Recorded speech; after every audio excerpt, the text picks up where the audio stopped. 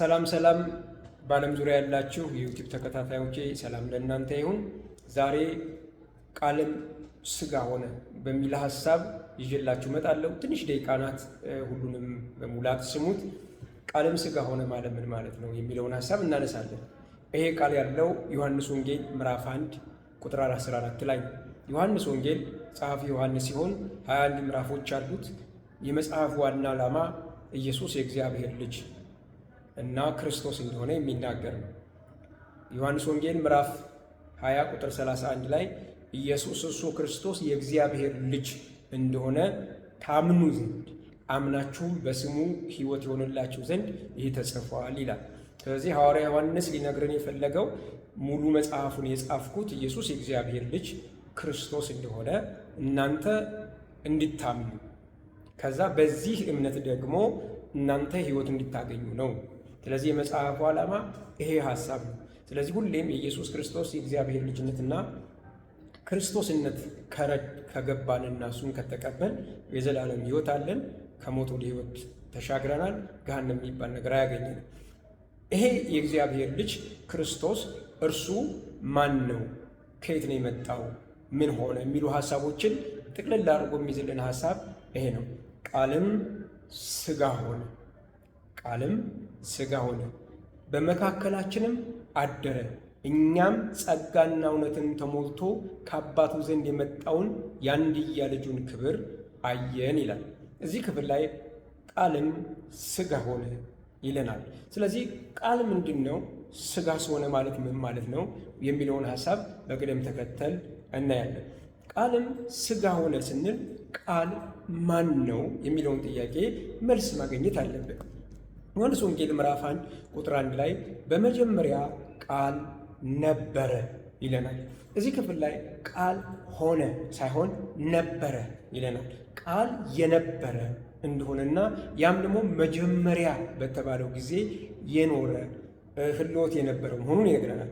በመጽሐፍ ቅዱሳችን አስተምሮ መጀመሪያ የሚባለው ጊዜ ሰማይና ምድር የተፈጠሩበት ጊዜ እንደሆነ መጽሐፍ ቅዱሳችን ይነግረናል። ዘፍጥረት ምዕራፍ 1 ቁጥር 1 ላይ በመጀመሪያ እግዚአብሔር ሰማይና ምድርን ፈጠረ። ስለዚህ መጀመሪያ በሚባለው ጊዜ የተፈጠሩት ሰማይና ምድር ሲሆኑ በመጀመሪያ በሚባል ጊዜ ውስጥ ሰማይና ምድርን ሲፈጥር እግዚአብሔር ቃል ነበረ ይለናል። ይሄ ቃል ከእግዚአብሔር ጋር ወይም ከእግዚአብሔር ዘንድ ነበረ ይለናል። ከእግዚአብሔር ዘንድ ወይም ከእግዚአብሔር ጋር የነበረው ቃል መቼ ነው የነበረው? መጀመሪያ በሚባል ጊዜ መኖሩን፣ ሕልውናው መገኘቱን ይነግረናል። ጅማሮውን ቢሆን ኖሮ ሆነ ነበር የሚለው ግን በሕልውና መኖሩን የሚነግረን ነው። ለምሳሌ ትናንትና አበበ እኛ ቤት ነበረ አላችሁ ማለት የአበበ ጅማሮ እናንተ ቤት ነው ማለት ሳይሆን በዛን ጊዜ እናንተ በጠቀሳችሁ ታይም አበበ ቤት ውስጥ እንደነበረ የሚያሳይ ነው። በቤታችን ግን የሆነ ነገር ሆነ ካላችሁ ጅማሮውን እናንተ ቤት አደረገ ማለት ነው። ስለዚህ ይህ ክፍል እግዚአብሔር በነበረበት ሰዓት ሰማይና ምድርን በሚፈጥርበት ሰዓት ቃል ነበረ፣ ሕልወት ነበረው ይላል። ከማን ጋር ነበረ ስንል ከቃልም ከእግዚአብሔር ዘንድ ነበረ ወይም ከእግዚአብሔር ጋር ነበረ ይለናል። ይሄ ሐሳብ እግዚአብሔርና ቃሉ ሁለት አካላት መሆናቸውን ይነግረናል። ሁለት የተለያዩ አካላቶች መሆናቸውን ይነግረናል። ቃልም እግዚአብሔር ነበር በማለት ደግሞ ቃሉ ራሱ እግዚአብሔር እንደነበረ ይነግረናል። ይህም ማለት እግዚአብሔር ከእግዚአብሔር ዘንድ ነበረ የሚለውን ቃል እንጠቀማለን። ነገር ግን እግዚአብሔር ከእግዚአብሔር ዘንድ ነበር ስንል አንደኛው እግዚአብሔር ከሌላኛው እግዚአብሔር ተብሎ ከተጠራው አካል ጋር ምንድን ነው ልዩነታቸው? ሁለት እግዚአብሔር አሉ ወይ ብለን ልናስብ እንችላለን። ግን በፍጹም እሱም ማሰብ አንችልም። ምክንያቱም ክፍሉ የሚለው በመጀመሪያ ቃል ነበረ፣ ቃልም በእግዚአብሔር ዘንድ ነበረ፣ ቃልም እግዚአብሔር ነበረ ይለናል። ስለዚህ እግዚአብሔር የሚለው ቃል የቃልን ማንነት የሚናገር እንጂ ያ ቃል አብሮት የነበረውን እግዚአብሔር ነበረ ማለት አይደለም። ወይም ደግሞ የዛን እግዚአብሔር አብሮት የነበረውን እግዚአብሔር ማንነት ሙሉ በሙሉ የያዘ አንድ አካል የሆነ ማለታችን አይደለም። ወንጌል ጂሰሶች ይህን ሐሳብ ስለሚናገሩ ቃልም በእግዚአብሔር ዘንድ ነበር፣ ቃልም እግዚአብሔር ነበር ይላል። ስለዚህ ቃል የተባለው አካል እግዚአብሔርነት እንዳለው ልክ አብሮት እንዳለው እግዚአብሔር ተብሎ እንደተጠራው አብሮት እንዳለ የሚናገር ነው። ይህን ግልጽ የሚያደርግልን ግን ዮሐንስ ወንጌል ምዕራፍ 1 ቁጥር 14 ላይ ያለው ሐሳብ ነው። እንግዲህ ቃልም ሥጋ ሆነ ካለ በኋላ ያ ቃል የተባለው ከእግዚአብሔር ዘንድ የነበረው እግዚአብሔር የተባለው እርሱ ሥጋ ሆኖ በመካከላችን አደረ ይልና ጸጋና እውነትን ተሞልቶ በእኛ አደረ ካለ በኋላ ምን ይላል? አንድ ልጅም ከአባቱ ዘንድ ቃልም ከእግዚአብሔር ዘንድ። ስለዚህ ፈታው ማለት ነው። ሁለቱም አካላት ሁለት አምላኮች ወይም ሁለት እግዚአብሔሮች ብለን እንዳናስብ አባትና ልጅ መሆናቸውን ለማሳየት ዮሐንስ ወንጌል ምዕራፍ 1 ቁጥር 14 ላይ ልጅም ከአባቱ ዘንድ ቃልም ከእግዚአብሔር ዘንድ። ስለዚህ ቃል ተብሎ የተጠራው ልጁ እንደሆነ ላይ እግዚአብሔር ተብሎ የተጠራው ደግሞ አብ እንደሆነ በግልጽ ቋንቋ ይነግረናል። ስለዚህ ዮሐንስ ወንጌል ምዕራፍ 1ን እንዲህ ማለት እንችላለን። በመጀመሪያ ልጁ ነበረ፣ ልጁም ከአባቱ ዘንድ ነበረ፣ ልጁም እግዚአብሔር ወይም አምላክ ነበረ ብለን መተርጎም እንችላለን። ይሄ ግልጽና ግልጽ የማያሻማ ጉዳይ ነው። ስለዚህ ቃልም ሥጋ ሆነ ማለታችን ልጁም ሥጋ ሆነ ማለታችን ነው። ወይም ደግሞ ልጁ እግዚአብሔር ስለሆነ እግዚአብሔርም ሥጋ ሆነ ማለታችን ነው። ያ ማለት ግን እግዚአብሔርም ሥጋ ሆነ ስንል ልጁ ማለታችን እንጂ አብ ማለታችን እንዳልሆነ እዚሁ ክፍል ላይ አንድ ልጅም ከአባቱ ዘንድ በማለት አባቱ ዘንድ የነበረ በሥጋ እንደሆነ ክፍሉ ይነግረናል። ነገር ግን ቃልም ሥጋ ሆነ ማለት ተለወጠ ማለት ነው ወይ? ሙስሊም ወንድሞች እና እህቶች እዚህ ላይ በትኩረት እንዲሰሙ ይፈልጋሉ። ቃልም ሥጋ ሆነ ማለት ምን ማለት ነው? መጽሐፍ ቅዱሳችን እንደሚናገረን ቃልም ሥጋ ሆነ የሚለውን ሐሳብ በመጽሐፍ ቅዱሳችን በብዙ ቦታ ያብራራዋል። ቃልም ሥጋ ሆነ ማለት በሥጋ መጣ ማለታችን ነው። ምዕራፍ 4 ቁጥር 2 የእግዚአብሔር መንፈስ በዚህ ታውቃላችሁ፣ ኢየሱስ ክርስቶስ በሥጋ እንደመጣ የሚቀበል መንፈስ ሁሉ ከእግዚአብሔር ነው። ማንም ከእግዚአብሔር የሆነ ሰው ኢየሱስ ክርስቶስ በሥጋ እንደመጣ ይነግረናል። ስለዚህ ቃልም ሥጋ ሆነ ማለት በሥጋ መጣ ማለት እንጂ ተለወጠ ማለት አይደለም። በደንብ አስተው። ቃልም ሥጋ ሆነ ማለት በሥጋ መጣ ማለት ነው። እንዲሁም አንደኛ ዮሐንስ ምዕራፍ 5 ላይ የእግዚአብሔር ልጅ እንደመጣ በማለት በግልጽ ቋንቋ ይናገራል። የእግዚአብሔር ልጅ ምን አለ? መጣ። በምን መጣ? በሥጋ መጣ። ያ የእግዚአብሔር ልጅ ማን ነው? ቃል። ቃልም ምን ሆነ? ሥጋ ሆነ። ስለዚህ ቃልም ሥጋ ሆነ ማለት በሥጋ መጣ ማለታችን ነው። ቃል የተባለው ልጁ እንደሆነ ነግረናል። እንዲሁም ደግሞ አንደኛ ዮሐንስ ምዕራፍ 5 ቁጥር 20 ላይ የእግዚአብሔር ልጅ እንደመጣ በማለት የመጣው ልጁ እንደሆነ በግልጽ ቋንቋ መጽሐፍ ቅዱሳችን ይናገራል። መጣ ካል ከየት መጣ? ከየት መጣ? ከድንግል ማርያም ጅማሮውን አደረገ ወይስ ከየት መጣ የሚለውን ጥያቄ ከጠየቅ መጽሐፍ ቅዱሳችን ላይ ዮሐንስ ወንጌል ምዕራፍ 6 ቁጥር 38 ላይ ኢየሱስ ክርስቶስ ራሱ እንዲህ ይላል፣ ፍቃዴን ለማድረግ ሳይሆን የአባቴን ፍቃድ ለማድረግ ከሰማይ ወርጃለሁ ይላል። ስለዚህ ኢየሱስ ክርስቶስ የእግዚአብሔር ልጅ መጣ ስንል ከየት መጣ? ከሰማይ ወርጃለሁ ይላል። ኢየሱስ ክርስቶስ ከሰማይ መውረዱን በግልጽ ቋንቋ ይነግረናል። እንዲህ ከዘፍጥረት እስከ ራእይ ድረስ ከሰማይ የወረደ አንድም ሰው የለም። ባይዘወይ በእስልምና አስተምሮ አዳምና ሔዋን በሰማይ ገነት ነበሩ። ከዛ ነው ወደ ምድር ሲጣሉ አንዱ ህንድ ውስጥ ወደቀ፣ ሴቷ ደግሞ አረብ ሀገር ውስጥ ወደቀች ብሎ የሚያስቡ። በክርስትና አስተምሮ ግን ወይም በመጽሐፍ ቅዱስ አስተምሮ እንደሱ አይደለም። መጽሐፍ ቅዱስ ላይ ዘፍጥረት ምዕራፍ 2ን ማንበብ ትችላላችሁ። በምድር በኤደን ገነት ነው የነበሩት። ኤደን ገነት ምድር ላይ ነበረች። እንደውም ውሃ ወንዟ ከኢትዮጵያ ከጊዮን ወንዝ እንደሚሄድ ሁሉ ይናገራል። ስለዚህ ከሰማይ እየወረደ ማንም የለም። እግዚአብሔር ከምድር አፈር አበጀው፣ የሕይወትን እስትንፋስ አለበት፣ ሕያው ነፍስ ያለ ሆነ። ከዛ ወደ በምስራቅ በኩል ኤደን ገነት ውስጥ የአትክልት ቦታ አስቀምጠው። ያ ነው ኤደን ገነት የሚባለው እንጂ ሰማይ የለም። ስለዚህ በመጽሐፍ ቅዱስ አስተምሮ ከሰማይ እየወረደ ብቸኛ ቢኖር ኢየሱስ ክርስቶስ ነው። ኢየሱስ ክርስቶስ በሥጋ ነው የመጣው። ከሰማይ ወርጃለሁ ሲል ከሰማይ በምን ወረደ? እንዴት ወረደ ካላችሁ ከሰማይ ወርጃለሁ። የእግዚአብሔር ልጅ ከሰማይ መጣ። በምን መጣ? በሥጋ መጣ። ይለናል። በስጋ መጣ ማለት ቃልም ስጋ ሆነ ማለታችን ነው። ብዙ ሙስሊሞች ቃልም ስጋ ሆነ ማለት አምላክ ወደ ሰውነት ተቀየረ ይመስላችኋል። አምላክ አምላክነቱን መተው አይችልም። አምላክነት ዘላለማዊ እንጂ ጊዜያዊ አይደለም። በሆነ ሁኔታ የሆነ ጊዜ የሚተወው የሆነ ጊዜ ደግሞ የሚያነሰው አይደለም። አምላክነት ዘላለማዊ ነው፣ የሚያቋርጥ ነገር የለው። አምላክም ስጋ ሆነ ሲባል በስጋ ተገለጠ ማለት እንደሆነ አንደኛ ዮሐንስ ምዕራፍ 4 ቁጥር 2 አንብቤላችኋለሁ። መጣ እንደሆነ አንደኛ ዮሐንስ ምዕራፍ 5 ቁጥር 20 ላይ አንብቤላችኋለሁ። እንዲሁም ደግሞ አንደኛ ጢሞቴዎስ ምዕራፍ 3 ቁጥር 16 ላይ አምላክ በስጋ ተገለጠ ወይም በስጋ ተገለጠ፣ በመንፈስ ጸደቀ፣ በአሕዛብ ተሰበከ፣ በዓለም ታመነ፣ በክብር አረገ። ስለዚህ ምን ማለት ነው? በስጋ ተገለጠ። በስጋ እንደመጣ አያችሁ። በስጋ እንደመጣ መጣ፣ ከሰማይ ወረደ፣ ቃልም ስጋ ሆነ የሚሉ ሀሳቦች በስጋ ተገለጠ ማለት ነው። ተገለጠ የሚለውን ቃል ስንወስድ አንድ የማይታይ አካል በሚታይ ነገር፣ ምክንያቱም የመታየት ኔቸር ወይም ባህሪ ስለሌለው በሚታይ በሌላ ነገር ይገለጣል። ያ ነገር የሚታይ የሚዳሰስ ሊሆን ይችላል፣ የማይታይ የማይዳሰስ ሊሆን ይችላል።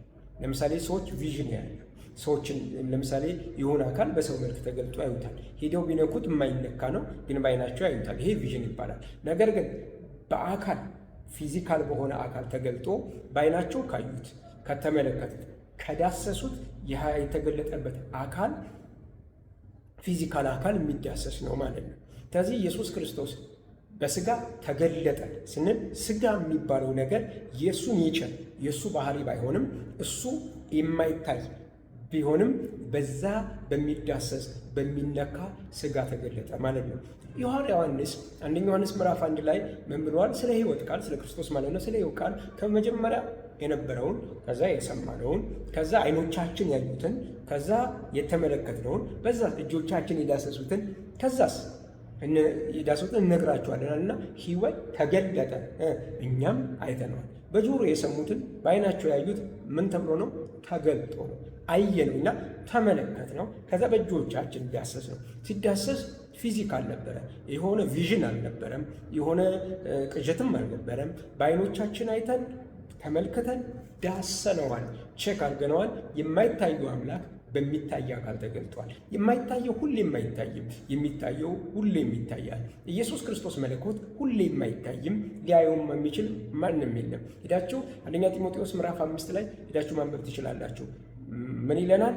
እርሱ ብቻ የማይታይ ነው፣ እሱ ብቻ የማይሞት ነው፣ ማንም ሊቀርበው በማይችል ብርሃን ውስጥ ይኖራል ይለናል። ስለዚህ ማንም አያየው፣ ማንም አላየው፣ ማንም ሊያየው አይችልም ወደፊትም ማለት ነው። መለኮት ሁሌም የማይታይ ነው። ይህም የማይታይ አካል ግን የሚታይን ፊዚካል የሚዳሰስን ነገር ገንዘቡ አድርጎ መገለጥ ይችላል። ለዛ ነው በስጋ የተገለጠ የምንለው። በስጋ ተገለጠ ማለት ባህሪውን ተው ማለት አይደለም። ኦክሲጅን ሁሌ ኦክሲጅን ነው። ሁሌም አይዳሰስም፣ ሁሌም አይታይም። ነገር ግን ኦክሲጅን በእቃ መውሰድ ትችላላችሁ። እቃው ግን ሁሌ ይዳሰሳል፣ ኦክሲጅኑ ግን ምንጊዜም አይዳሰስም።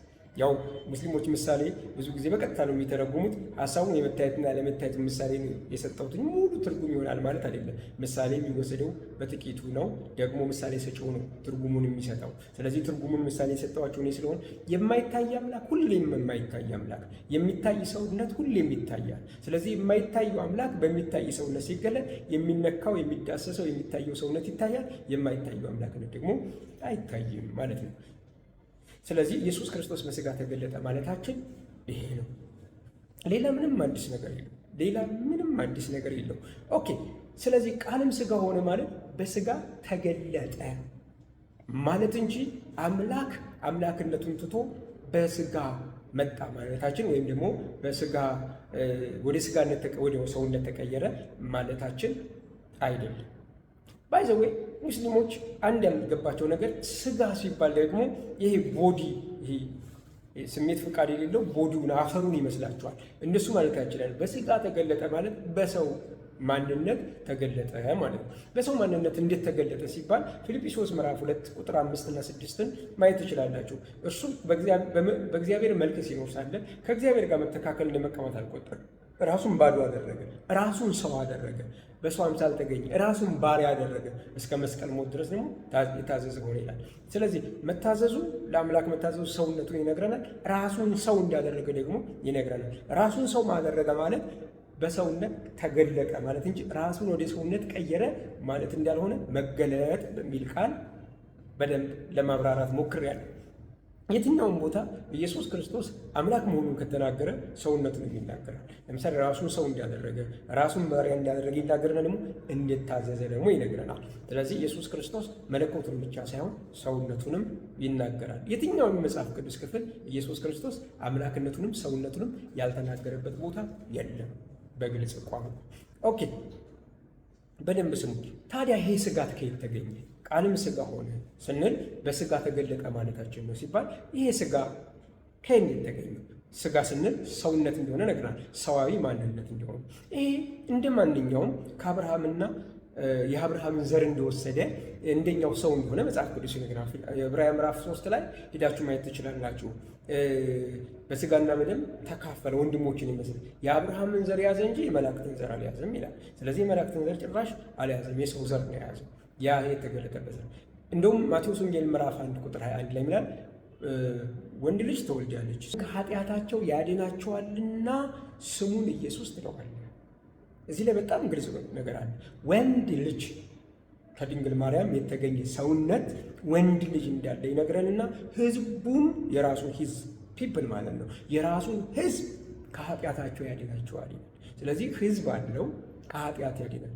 በየትኛውም የመጽሐፍ ቅዱስ ክፍል ማንም ሰው የሰው ልጅ ከኃጢአት ያድናል ተብሎ አልተጻፈም። ሊያድንም አይችልም። ከኃጢአት የሚያድን አምላክ ብቻ ይነግረንና ግን ወንድ ልጅ ደግሞ መሆኑ ይነግረናል። ስለዚህ ከድንግል ማርያም የተገኘ ወንድ ልጅ ከሰማይ የመጣ ደግሞ መለኮት እንደሆነ መጽሐፍ ቅዱሳችን ይነግረናል። ከሰማይ ወርጃለሁ ይለንና ከድንግል ማርያም ደግሞ በሰውነት እንደተወለደ ይነግራል። ያ ሰውነት ወንድ ልጅ እንደሆነ ይነግረናል።